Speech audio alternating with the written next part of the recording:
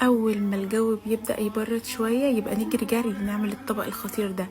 احلى طبق بليلة هتاكلوه في حياتكم، بشوية تركات كده بتودي طعمه في حتة تانية خالص. عندي هنا كيلو لبن مغلي، والبليلة بتاعتي بكون مفرزاها في الفريزر وبطلعها بس وقت الاستخدام. اديتها تقليبتين حلوين كده، يا دوبك دقيقتين، وتكون النار بتاعتي ضعيفة على الاخر. تحلوها بقى زي ما تحبوا، في ناس بتحب تحليها بالسكر وناس تحب تحليها بالعسل، زي ما تحبوا. التركايه بقى الخطيرة، معلقتين قشطة حلوين، معلقة كريم شانتيه، وتبدأوا برضو تقلبوها تقليبة حلوة كده، وتسيبوها بقى مع نفسها كده تقريبا نص ساعة تكون البليلة شربت من اللبن. عايزة اقول لكم في الخطوة دي الريحة قلب البيت.